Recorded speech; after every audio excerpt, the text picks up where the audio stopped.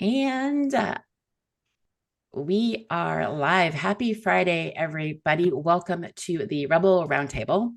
And I am super excited to have Clay Mosley here from Go Linus. And I've actually known Clay's wife for many, many, many years before she even got married to Clay. However, they have a really cool company that they've created. And Clay is a marketing disruptor, and you know how much I love disruptors. So Clay, tell us what Go Linus does. I won't try to explain because you'll do a better job than I will. Yeah, so I describe Go Linus as kind of the agency 2.0, like the marketing agency 2.0. It's a much different model. So just a Yeah. little bit of context, like I used to own a couple of different traditional marketing agencies, I guess I could say, before I exited from those. And then when we decided to start Go Linus, I said, this is funny because I on a road trip with Alex, I said, hey, I have this like idea to start an agency. It's either going to be the dumbest idea ever or it's going to be wildly successful. And fortunately, long story short, it's been wildly successful. So, but what basically what I said was I said, why don't we like I have this idea of what it would be like to have the perfect client experience when working with an agency. Mhm. Can we just do that and just reverse engineer on how to make that happen? Mhm. Right? Because there's all kinds of things of why, like you hear all kinds of reasons why people hate marketing agencies and they don't like working with them, or agency burnout is a Yes. phrase, right? Yep. And so like we just got rid of we wrote down all the things and we just removed everything. Mhm. And so, that's how Go Linus was born. And basically, Go Linus if I had to sum it up, is a unlimited scope of services for marketing for a flat monthly fee. Very cool. Like that's how I can describe it in a nutshell. That's probably so. I have done a demo with Alex, walked me through the plot. It's fantastic and I love it. And so, was there, I always joke that it's like death by a thousand bloated invoices when it comes to marketing and funnels and SEO and all that. Was there like one moment that you realized that agency model was broken, or was it just, I have an idea, which is how I run most of my businesses, is I have an idea. Yeah, there wasn't one moment. I mean, the moment the idea came to me, right, just all of a sudden. But like it was just a lot of little moments that happened over a span of a decade, right? Of doing marketing. Yeah. And what it was for me was, talking to, because I talk to small business owners all the time. Yep. But it was talking to the startup business owners, like the mom and pop, right? Or not the big ones, not the big ones, but like they need all the marketing services too. Yep. Yep. They need the same services that the big companies need. But they don't have the cash flow for Yeah. it, right? Right. They have some cash flow, but not the cash flow of a big company, right? And so Right. I said that those people deserve to have access to those services and be able to afford it at the same time, right? So that's kind of how it kind of came to fruition. And I like the fact that you're thinking about, because I think lawyers, especially, and I work with a lot of professional services people, oh, we get so burnt out on we know we can't afford this because we keep getting these huge marketing bills, and oh, they quoted me $10,000 a Yeah. month to do this advertising. So talk a little bit about like what your fee structure looks like and the things that you do. Like, what are the specific tasks that can be done under your marketing? Yeah, so it's probably easier to tell you what we don't do. Yep. There's really only two things we don't do. Number one is we don't do e-commerce websites for like physical products. Okay. We're fine doing e-commerce for like courses and coaching and things like that. Mhm. And that's just a whole different animal. We just don't even want to touch it. The second thing we don't do is we don't schedule content on social media on behalf of our clients. Okay. We do all the creative work, right? But we just basically hand it to our clients to publish on Okay. on their own. Everything else is fair game. We do everything from websites to graphic design, video editing, copywriting, email marketing. I mean, even ads management, we do that.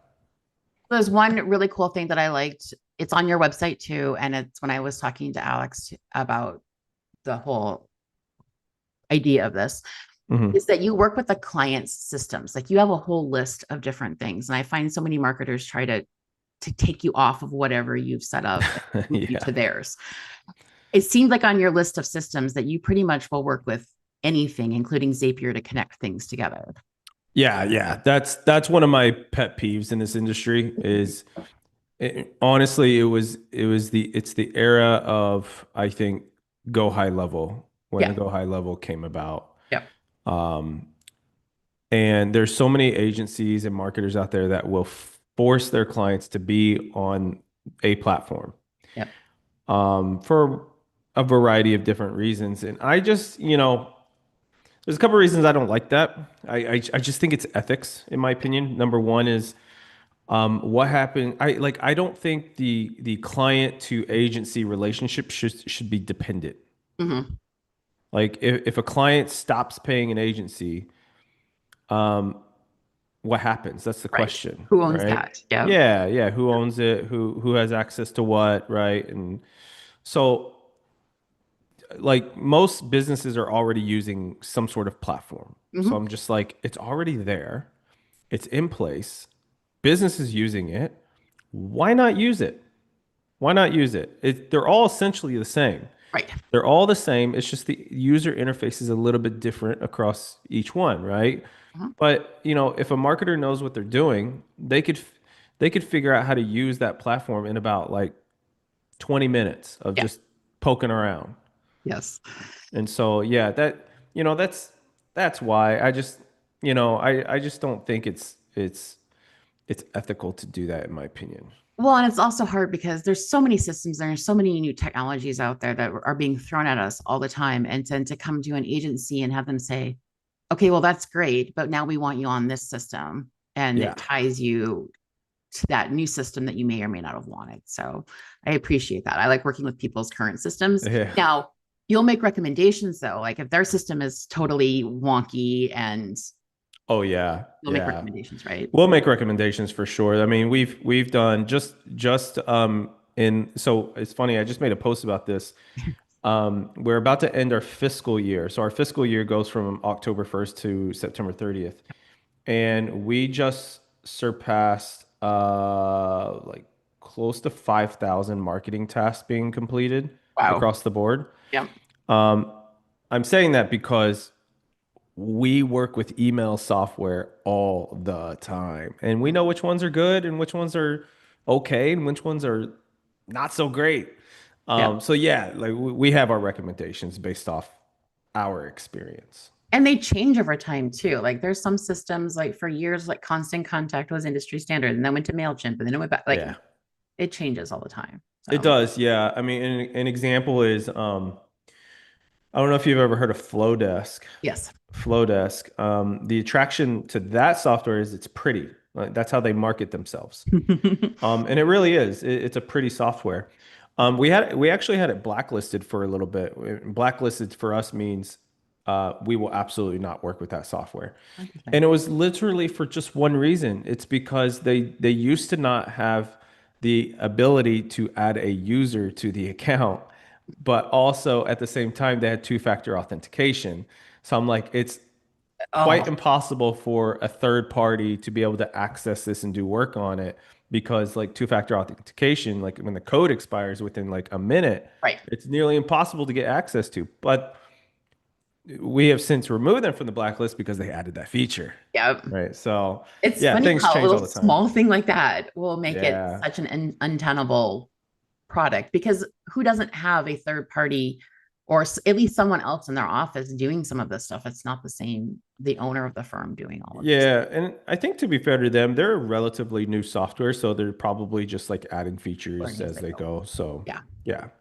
So let's talk a little bit about AI and systems because your team is heavily AI Oh and my gosh. automated Yeah. and how you're using things. So how are you using tech to make marketing like less chaotic? We're probably using it quite differently than most marketers, I would say. These days I would say marketers are using it just to get the work done for them, Mhm. and they're basically replacing employees. Yep. Um, don't get me wrong, like we use it quite a bit on getting work done, but the way we use it in really two ways. Number one, we use it as a I guess three ways. As a sounding board, Yep. like brainstorming. Like we do that all the time. My favorite. Yeah, it's so much faster to like brainstorm with AI. You can talk to it. Um, You just sit yeah, down with it. right. Like, I'm in. Yeah, Yeah. you can have a whole conversation. Yeah, so that's one way. The second way is we we do use AI to get some of our work done, especially with copy. Yep. However, I think where people do it incorrectly, and I see it all the time, I'm sure you do, is they will just stick something in ChatGPT or some other AI platform, and then they'll straight up copy and paste it Paste and put it. it. Yeah. Oh. And it's the way I think about it is it's a tool. Yep. It's a tool. At least as of today, it's just a tool. And you need to know how to use the tool, Yep. right? It's like having a hammer. The hammer is a perfectly good tool, but like if you don't know how to use it, if you're trying to like hammer in a screw, like it's probably not going to work as well, you know?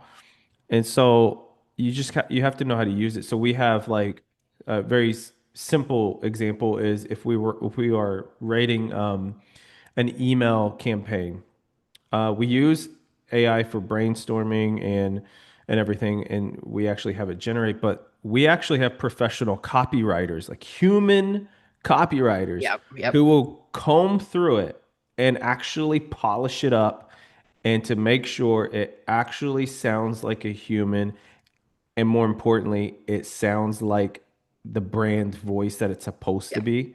Yep.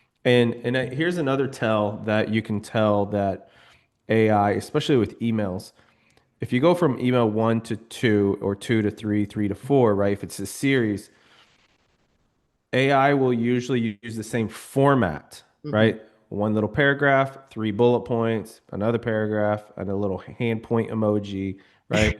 And they'll Yes. do the same exact format across all emails. And like, okay, that's you can tell Hmm. it's they're just AI copy paste. But our copywriters, we actually go through, we make sure like it doesn't matter if you were to look at all the emails simultaneously, it looks like it was actually written by a human. By someone. Yeah. Yeah. Yeah, and I would venture to say that at least 20% of our emails are actually like once we go through and polish it out, um, it's human written, Yeah. I would And say. that's my experience too. Like I'll generate stuff in Yeah, an AI, but then I'm going to go through and sometimes I'll brainstorm a little bit to make it more snarky because that's my style.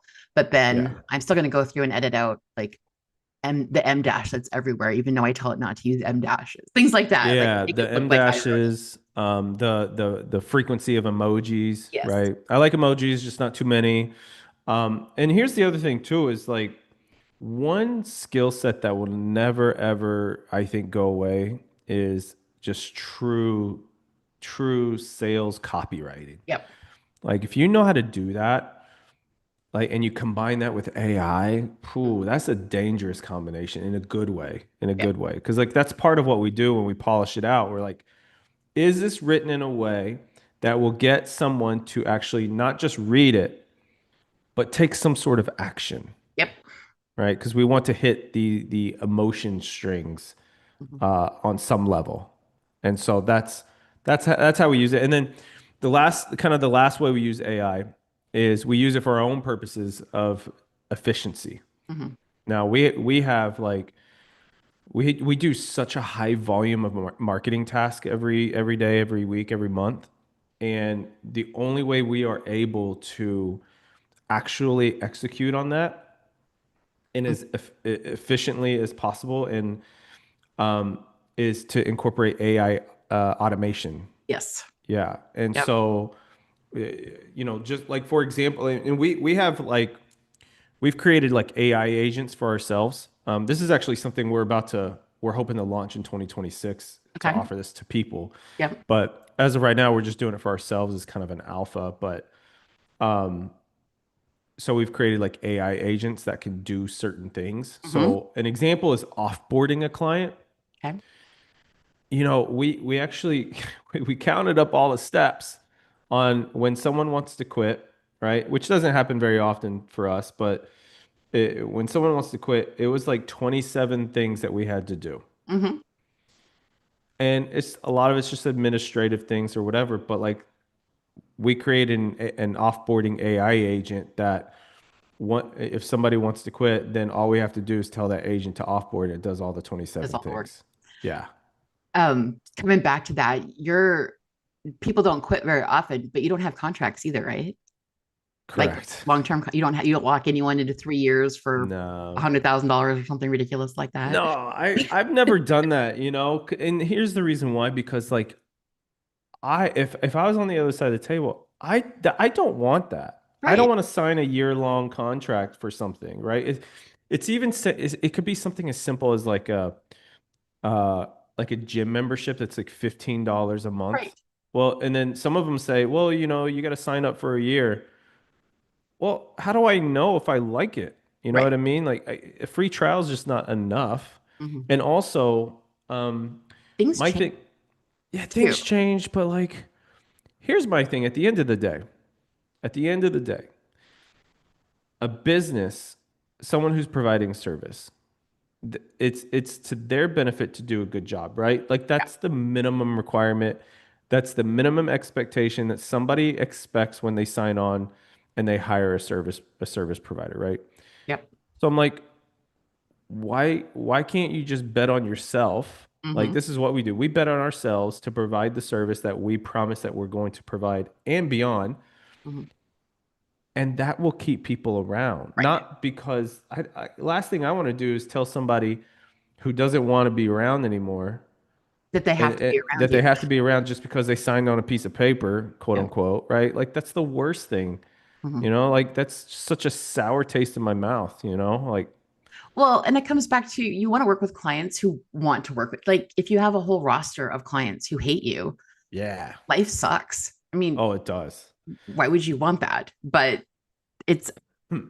non-traditional these days to see that, and I love it because I'm a huge fan of the non-recurring Yeah. subscription. I mean, I like subscription models for some things. It makes sense for like a locked in amount of time for whatever reason.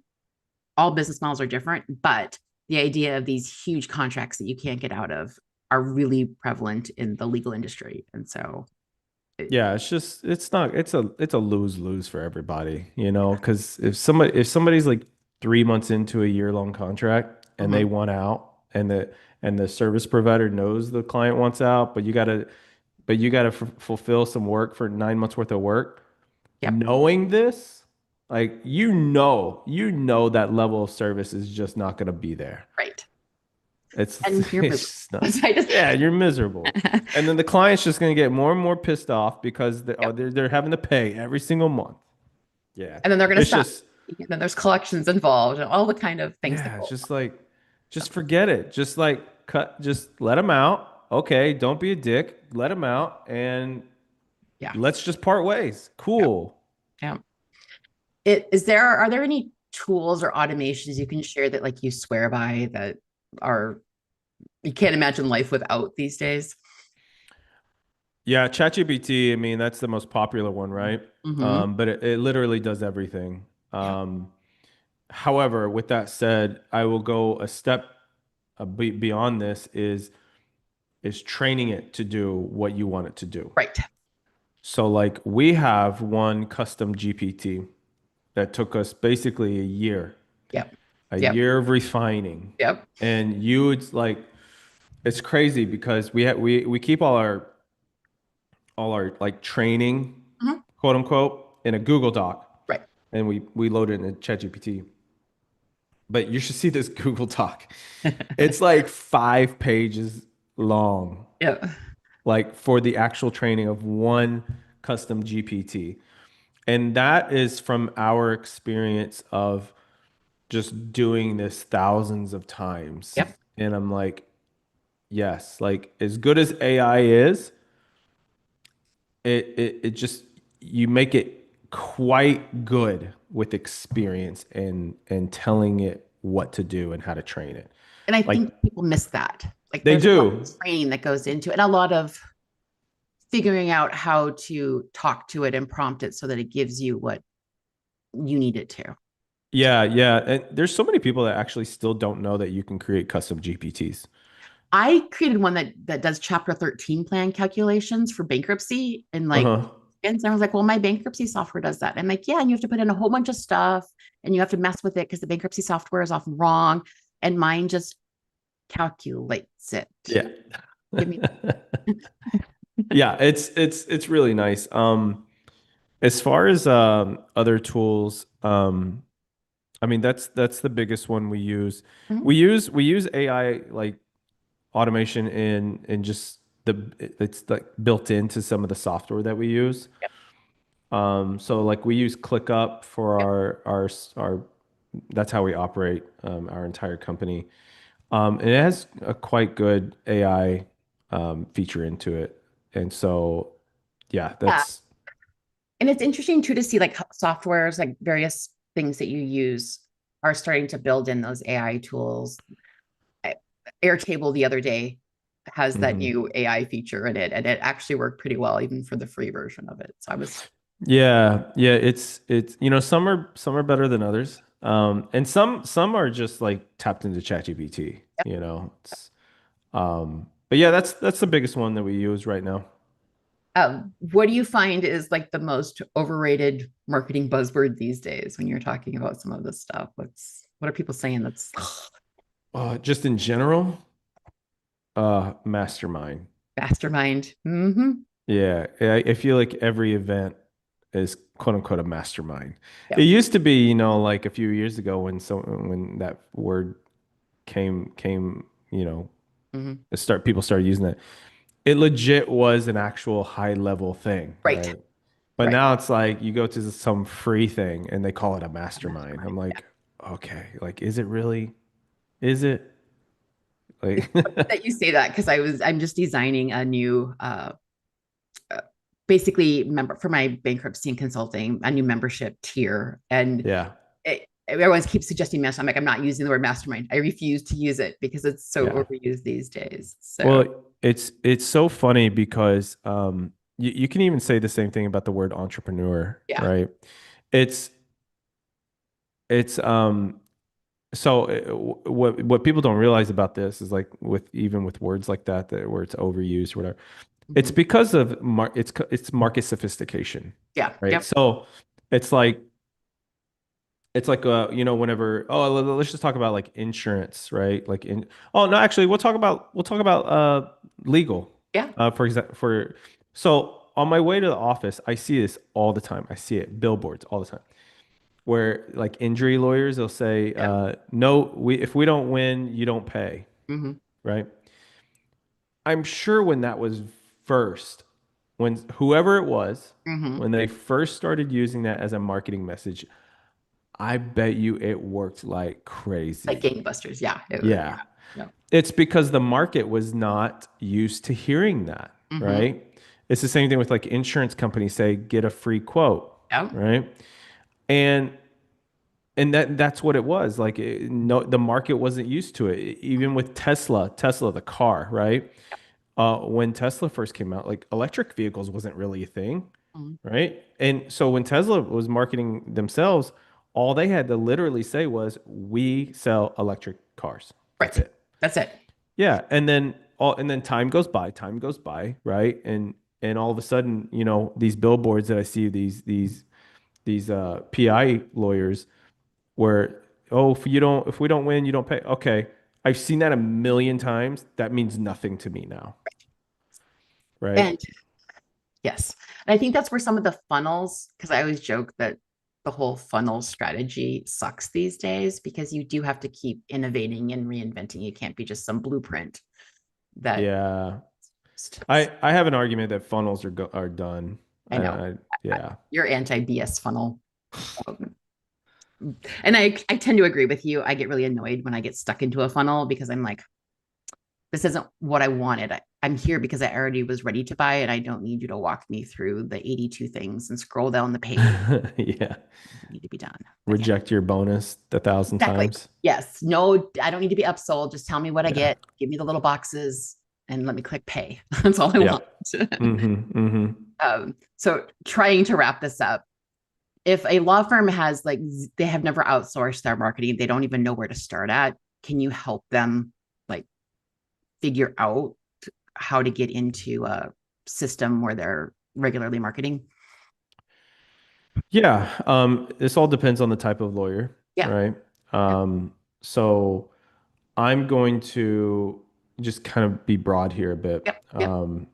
And when I say broad, I mean like an example is just kind of an analogy. This is the analogy I use is like every single person, mostly, they need a car, Mm-hmm. right? They need a car to drive from A to B. Now, what kind of car they need to go from A to B can change depending on the person. It could be a pickup truck, a minivan, a Lamborghini, whatever, right? Yep. And so marketing's the same way. You need to go from A to B, but like what kind of vehicle do you need to get there? Right. So with that said, so we're talking about a lawyer who is just starting out, right? They're just starting out, or they've never really had any marketing. Like they're like, oh, I have a website, but I've never done any other Okay. type. So here's what I always say about this for every startup, and Yep. lawyers are included. Yep. You need one good lead magnet, like a Yep. good one, right? Yep. Do I need to define what a lead magnet is? I don't think so. I think Okay. we've discussed that enough.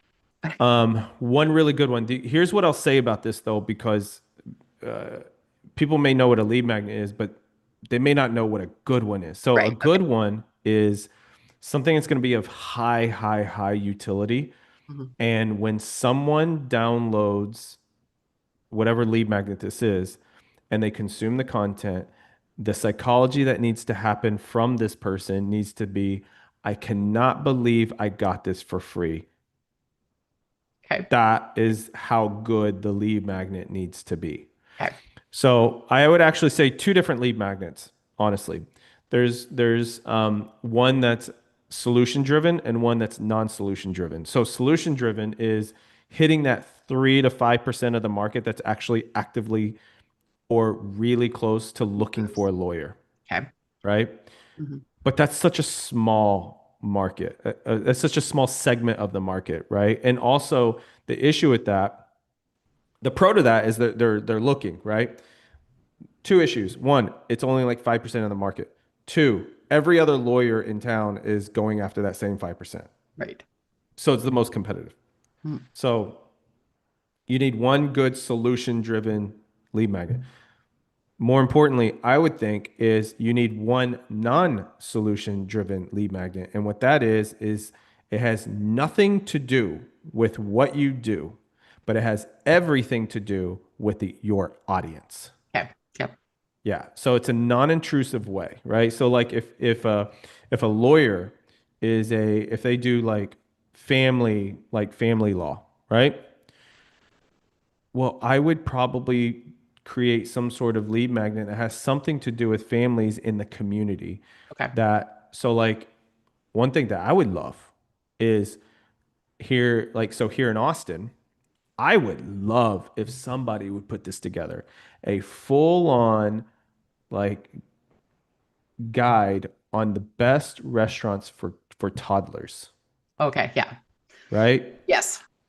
Where I can take my toddler where they can like run around, maybe there's an outdoor area, blah blah blah. Anyways, has nothing to do with law, But but I would be a great client one day, mhm. right? I fit the demographics. I'm Yep. just not in a buying mode right now. Right. I don't need it right now. Yeah. Yeah. So the idea is to capture my information now, nurture me for however long, right? Yep. Through a nurture email drip, Yep.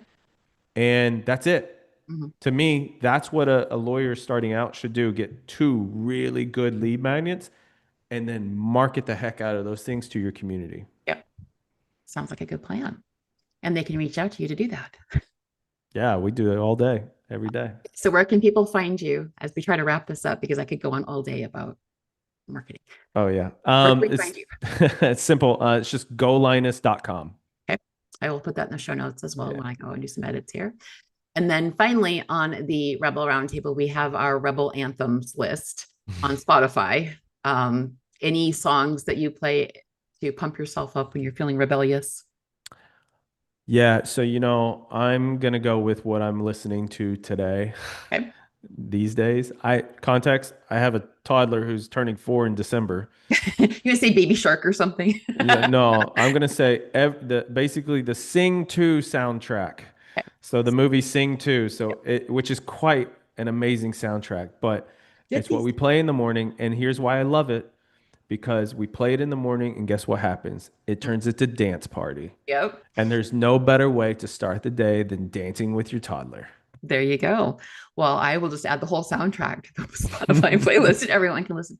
It's great though. The soundtracks these days for kids Oh yeah. movies are my kids are singing like 80s songs from Trolls 3 these days, and it's kind of Yep. fun. So Oh yeah, fantastic. yeah. Well, thank you for being here. And I really appreciate nerding out for 30 minutes on marketing. And go Linus. Reach out to them because, like I said, it is fantastic. I saw the back dashboards on it.